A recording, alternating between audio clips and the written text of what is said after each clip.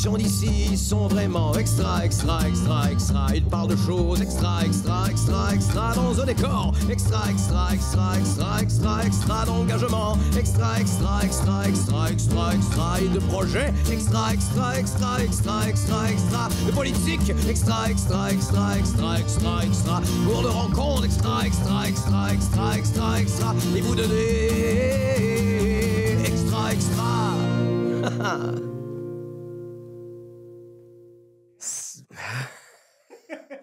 Cette semaine à Extra... Après ça, on dit que c'est moi qui dis des niaiseries. Cette semaine à Extra Extra, un spécial politique. On rencontre entre autres Bernard Généreux pour brasser des chiffres. Et M. Gervais Daris, maire de Saint-André, vient nous parler de la zone inondable. C'est à ne pas manquer.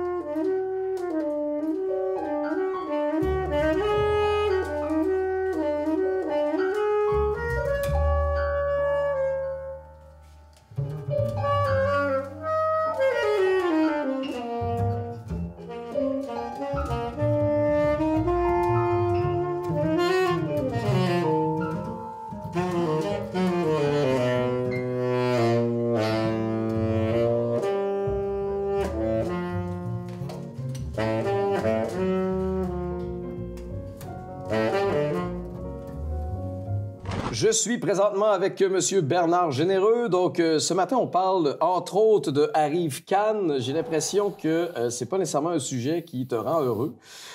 Donc, vite comme ça, Arrive Cannes, c'est quoi pour celui qui m'écoute puis qui fait « je sais pas de quoi tu parles ». OK. Tu vois-tu, mais comme dans les petits comics, là, tu vois les boucanes qui sortent avec les... Écoute, Arrive Cannes, essentiellement, c'est une application. On sait que dans les téléphones... un téléphone intelligent comme celui-là, il y a des applications maintenant. Et le gouvernement fédéral, lorsqu'est arrivée la COVID, a décidé... Il existait déjà un formulaire, en fait, qui était un formulaire pour rentrer au Canada, à l'aéroport. Les gens remplissaient ça, puis pour savoir qui rentrait au Canada, etc. Et là, le gouvernement a décidé de rendre ce formulaire-là disponible sur Internet, donc avec une application, de le transformer en application. Oui. Il avait estimé que ça coûterait 80 000 Alors, ce que moi, je trouve cher là, pour rendre un formulaire informatisé, là. En tout cas, mais quand même. Bon, dans l'appareil du gouvernement fédéral, c'est ça que ça aurait coûté possiblement.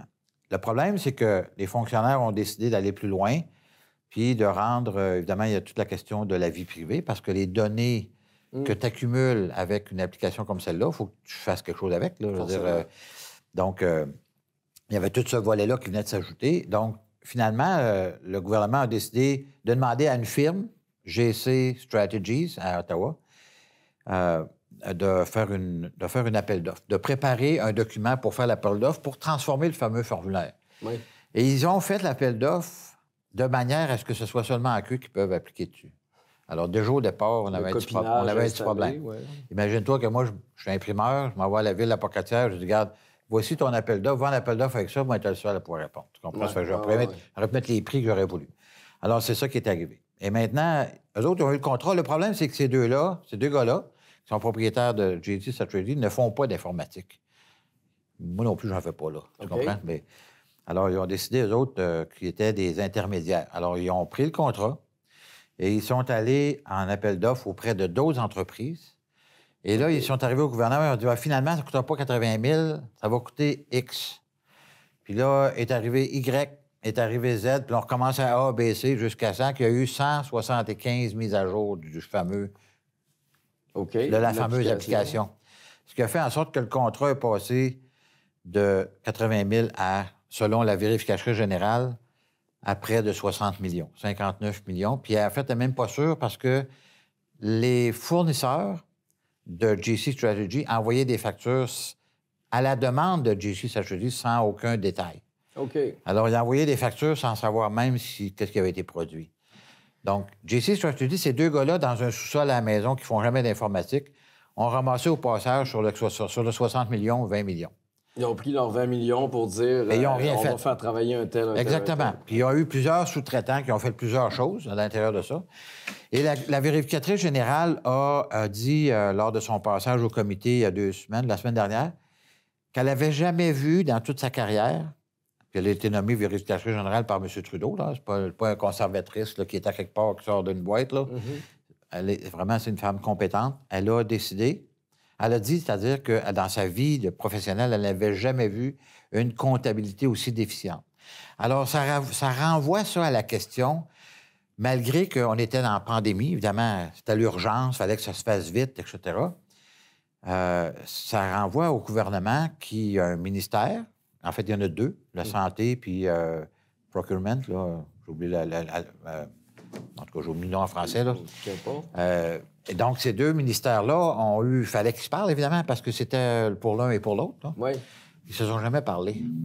Alors, il y a des factures qui rentraient par un bord, des factures qui rentraient par l'autre bord. Donc, il y a eu Donc là, un fouillis administratif on parle global. d'une gestion qui a merdé. Complètement. Puis ça, il faut se mettre dans le contexte de la pandémie. Il s'est dépensé 300 milliards, 250, 300 milliards en l'espace d'un an et demi. Là. Moi, je me souviens qu'on avait dénoncé le fait qu'un ancien député fédéral qui avait démissionné du gouvernement durant la pandémie, au début de la pandémie ou quelques semaines avant la pandémie, a eu un contrat de 250 millions pour faire des ventilateurs qui n'ont jamais été livrés. Alors, tu comprends que... Oui. Forcément, pour toi qui essaie d'aller chercher des budgets dans la région pour faire des choses, tu vois de l'argent qui se brûle. C'est épouvantable. Là. Et là, bon, vois-tu, hier, à Rivière-du, il annonçait des nouveaux logements qui s'en viennent, etc. Avec de l'argent du fédéral, c'est des super bonnes nouvelles, mais on pourrait tripler, quadrupler ces logements-là parce qu'on est en crise de logement partout. Donc, il y a de l'argent qui s'est dépensé et qui se dépense encore au fédéral. Il faut bien le dire, là, encore au moment où on se parle, le gouvernement libéral n'a aucune intention de revenir à l'équilibre budgétaire.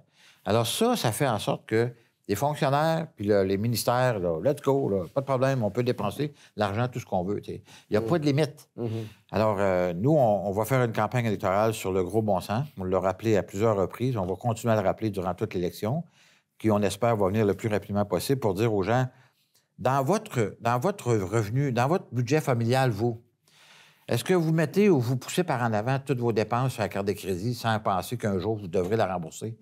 La réponse, c'est non. Non, c'est ça. C'est-à-dire, les pères puis les mères de famille aujourd'hui, puis les personnes, les individus, quand ils gèrent leur budget, ils essaient de faire en sorte de dire, OK, j'ai tant de revenus, je vais faire tant de dépenses, puis ils font des choix. Alors, si quelqu'un dit, je vais acheter une nouvelle automobile, bien, OK, c'est où il va falloir que je coupe pour être capable de payer ma nouvelle automobile. Tu comprends? Ils ne vont pas rajouter des dépenses continuellement par-dessus ce que le gouvernement libéral fait depuis 8 ans, qui a fait en sorte qu'ils ont doublé la dette au Canada et qui fait en sorte qu'aujourd'hui, avec des dépenses complètement farfelues comme Arrive-Can, là, puis en plus, ça n'a pas marché, cette patente-là, hein? Il faut bien le dire, là, ça a été le bordel absolu. Il y a 10 000 personnes qui ont été mises en quarantaine de façon erronée. Là. Imaginez-vous. Ça, c'est 10 000 personnes qui n'ont pas pu aller travailler, qui ne pouvaient plus voyager pour le travail, il fallait qu'ils restent chez eux.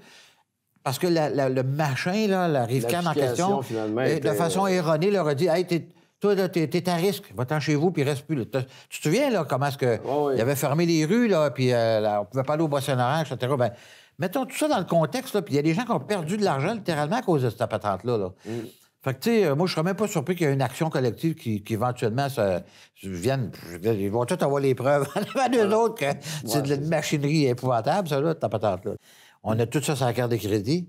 On paye 50 milliards, même plus que ça. Ils estiment que ça va coûter 80 milliards d'intérêts sur la dette. Pas payer la dette, l'intérêt sur la dette. Parce qu'évidemment, M. Trudeau, je ne sais pas si tu te souviens, mais il y a 4 ans passés, et 3 ans passés, il disait les taux vont rester bas, il n'y a pas de problème. Oui, les banques aussi disaient ça. Ben oui. Fait que là, tout le monde est allé s'endetter, puis là, aujourd'hui, on se retrouve avec des... Puis là, on le dit à qui veut bien l'entendre, puis Pierre Poilievre le dit à qui veut bien l'entendre, on s'en va vers un mur de renouvellement un mur, ça va faire mal dans 2 ans parce que 2025-2026, c'est les 2 années où il y a 50 des hypothèques qui vont se renouveler au Canada.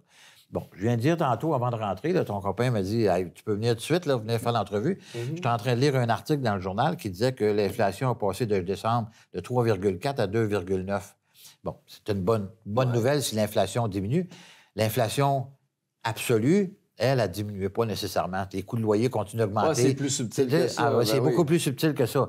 On peut juste se péter les bretelles en disant que l'inflation descend, mais la réalité, c'est que ça nous coûte encore plus cher pour mettre de l'essence, pour louer les logements, On etc. le sent tous On le sent tous, absolument. Puis donc, tout ça pour dire qu'on va arriver dans 2 ans où 50 des hypothèques canadiennes sont à renouveler, mais ils ne se renouvelleront pas à 0,1 ou 2 d'intérêt. Là. Ça va être à 5, 6, 7, 8 Et ça va faire mal au portefeuille à 50 des gens qui qui vont voir des maisons se faire perdre. Exactement. Donc, il y a des gens qui n'auront pas plus de revenus nécessairement, pas pour combler la différence, c'est inévitable. Donc, tu sais, on s'en va dans un mur économique. D'ailleurs, le produit intérieur brut du Canada, à chaque dollar travaillé de vous tous, et moi inclus, là, on rapporte au Canada 55 à chaque fois qu'on travaille 1 heure. On génère 55 de valeur. Aux États-Unis, c'est 75, puis en Europe, c'est 80.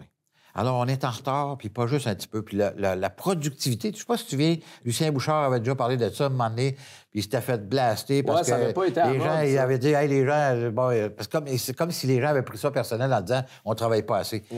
C'est pas ça l'idée, là. L'idée, c'est que généralement, dans la société, chaque heure travaillée, incluant les machines qui travaillent dans les usines, les robots, etc., on génère 55 on devrait être beaucoup plus productif que ça. Et ça fait en sorte que si on n'est pas capable de générer assez de produit intérieur brut au Canada, tantôt on va manquer d'argent. Là, tu comprends? Il faut qu'on génère de la richesse, ce qu'on ne fait pas actuellement au Canada. On pourrait en parler pendant des heures. Je pourrais vous entretenir toute la journée. Demain... Mais pour conclure, demain, j'en reviens demain matin. Pour conclure, j'ai un petit jeu pour voir si tu connais bien le coin. Donc, juste regarder l'image qu'on va te présenter puis essayer de me dire où est-ce qu'on est, en fait, dans le coin. Ça, dans cette image-là. Yup. Donc... ça, d'après moi, c'est Saint-Germain. C'est en haut de l'église de Saint-Germain, je pense. Attends un petit peu. Non, attends un peu, là. Est-ce ça, là? Parce que ça, c'est... Ou Saint-André. Saint-André, exact. Ouais, c'est dans le village de Saint-André. C'est sûr qu'on est nommé à tout après l'autre, à un moment donné. non, mais c'est parce que c'est un peu spécial parce que c'est pas un point de vue qu'on voit souvent, parce que ça, c'est l'île aux Corneilles qui est en avant de Kamouraska, j'imagine, ou l'autre d'après. L'île aux Corneilles est plus loin, en avant de Kamouraska. Moi, j'avoue que c'est rare qu'on se balade sur un drone. L'île aux Corneilles est plus loin en avant. Non, c'est ça. Non, c'est à Saint-André. Bravo. Merci, Bernard, d'être passé ce matin. Je connais mon territoire quand même pas pire. Je n'étais pas loin, d'ailleurs, j'ai dit Kamouraska pour Saint-Germain. Ben oui. C'est une église, à un moment donné. Ouais. C'est tout pour nous. Merci.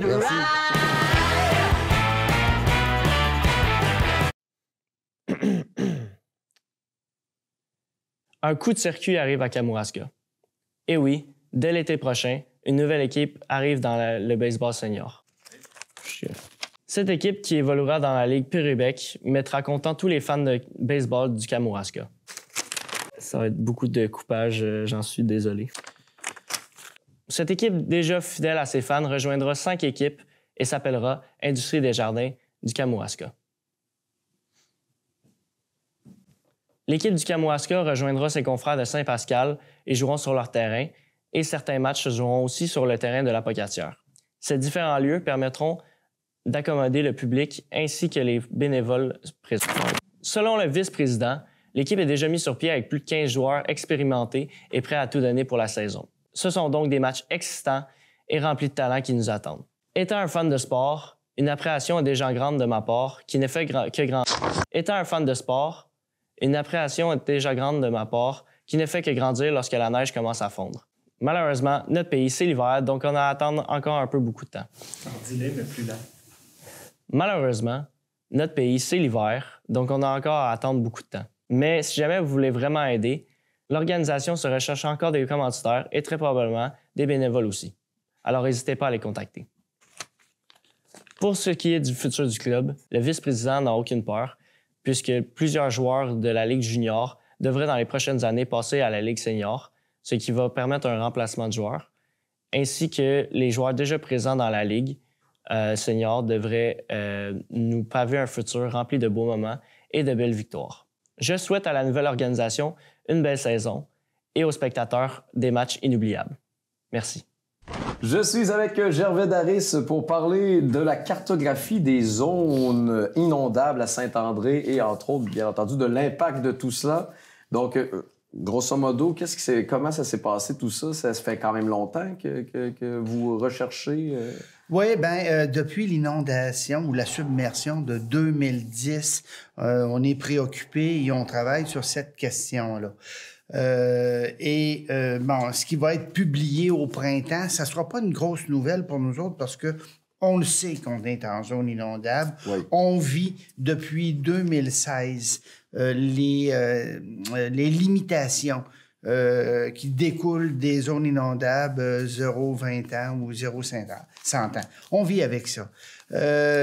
Cependant, en parallèle avec ce qui va être publié, la MRC de Kamouraska a mené 2 études pour nous aider à connaître,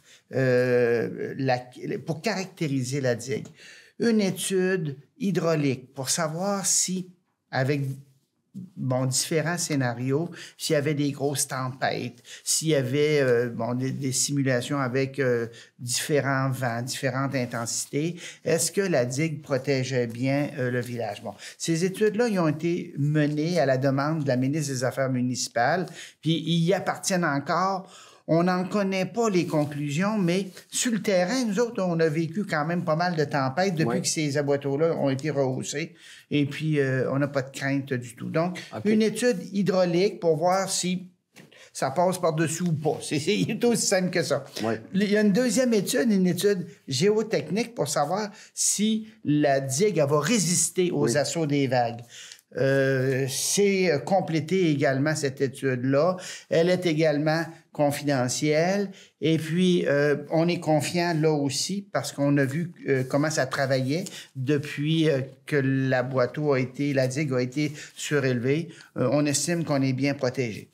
Okay. Bon, donc, on est confiant suite à la publication de ces études-là qui devraient survenir au printemps avant qu'on connaisse les cartes ou après. En tout cas, on est confiant que on devrait être gagnant parce que c'est pas pour rien qu'on a entrepris ces études-là. C'est 300 000 que le ministère des Affaires municipales a consacré pour qu'on réalise les études.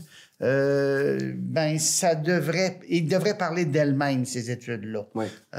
Puis si les études confirment que l'Aboiteau protège bien le village, on va rester quand même dans une zone inondable. Ça, c'est clair. Ouais. Puis la municipalité, sa revendication principale, ce n'est pas de sortir de la zone inondable, c'est d'atténuer les limitations qu'on a en urbanisme. Oui, bon. Okay. Parce que là, j'imagine qu'il y a des territoires qu'on ne peut pas du tout utiliser là, dans ce temps-là. Exactement. Donc, dans les discussions qu'on a menées avec le ministère de l'Environnement depuis plusieurs années, on s'est engagé à ne pas émettre de permis de construction dans certaines zones. Okay. Donc, il n'y a pas de maison, il n'y en aura pas. Ouais. OK, on s'entend là-dessus.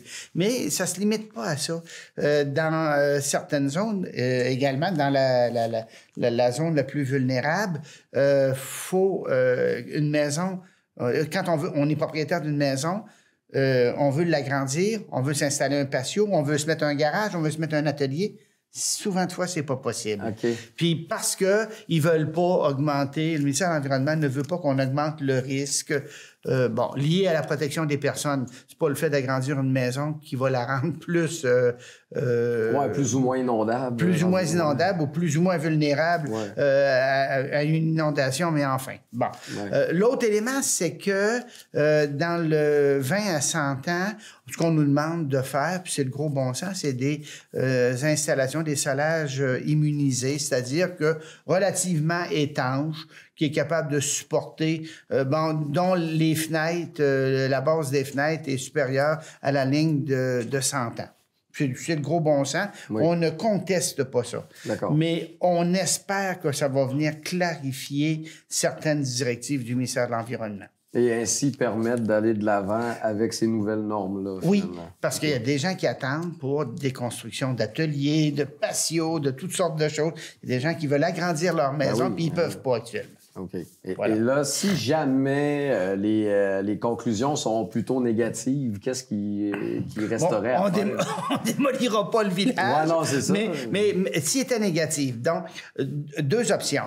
l'eau peut passer par-dessus la digue, on la relèvera. Ouais. Ça, c'est une première hypothèse qu'on peut faire. Bon. La deuxième, c'est si l'étude démontre qu'au niveau géotechnique, ça va glisser aussitôt que l'eau va s'accoter après, il y a des moyens de la solidifier. Mais écoutez, on n'est pas aveugle. On a vu les moyens qu'ont utilisés les firmes WSP et Stantec pour caractériser la digue. Et les indications qu'on voit là, il n'y a aucun risque. Okay. Alors, la digue, il ne se produira pas comme à Sainte-Marthe sur le lac où la digue, il va y avoir une brèche où ça va glisser. Non, elle a été bien faite en 2012 avec un mélange de terre adéquat. L'autre chose aussi, c'est que le fleuve Saint-Laurent, c'est 2 marées hautes par jour.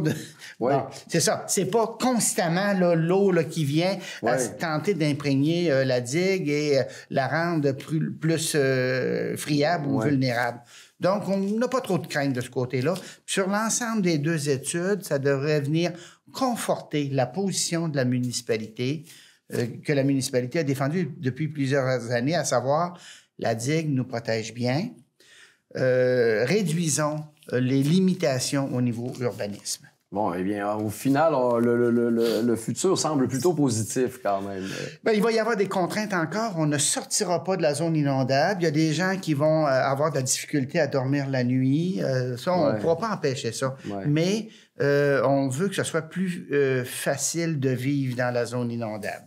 Voilà. Alors, on vous le souhaite tous, d'ailleurs. Merci. Merci pour toutes ces belles informations. Avant de vous laisser partir, j'ai un petit géo-jeu pour voir si vous connaissez bien votre coin. Oh. Juste de me dire, d'après vous, où est-ce qu'on est? Ben, ça, c'est à Saint-Germain, puis c'était une œuvre d'art faite par Miguel Forêt. Ça a été vite. L'œuvre d'art, là, en plein dans le pignon. Une belle job. Oui, c'est ça, c'est la salle municipale de Saint-Germain. J'ai pas réussi à poigner personne aujourd'hui. OK. Non, ben, c'est parce que Miguel Forêt a fait une autre œuvre d'art à Saint-André, puis je la cite souvent. Comment ça se fait que ce bâtiment-là, il a été 80 ans sans avoir cette œuvre d'art-là? Bon, oui. Ça s'intègre tellement bien. Ben c'est oui. comme si on disait... On a fait un bâtiment, on a prévu une fenêtre à une place, on la met pas, la fenêtre. Puis là, écoute, ça s'intègre tellement bien. Effectivement, c'est vrai. Ça, c'est Miguel Forêt qui l'a fait. Merci beaucoup. D'autres questions faciles? Non, je sais pas. Ils sont trop faciles, mes questions. En te souhaitant une belle journée. Merci infiniment. Merci. Le 9 mars prochain se tiendra l'édition Disco Glisse à Saint-Alexandre de 19h à 21h30. La municipalité, en partenariat avec le camp musical, vous offre l'activité gratuitement. C'est ouvert à tout le monde. Même si vous n'avez pas de voiture, c'est pas important parce qu'il va y avoir un service de navette de la municipalité jusqu'au camp où vous trouverez un accueil chaleureux, de la nourriture, des activités et une bonne ambiance. Au menu, feu de camp, boissons chaudes et glissade. Le tout accompagné d'un jeu de lumière et d'une musique disco. Après tout, la musique disco, est-ce que c'est vraiment seulement pour le patin?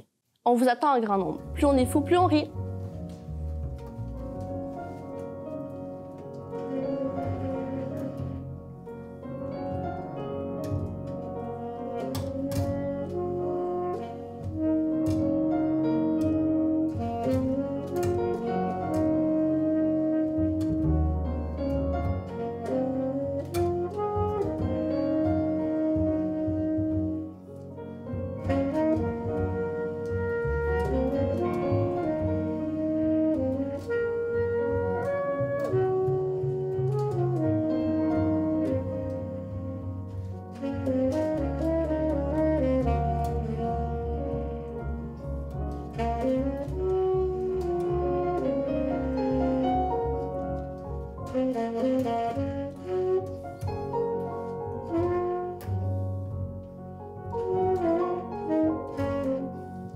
Thank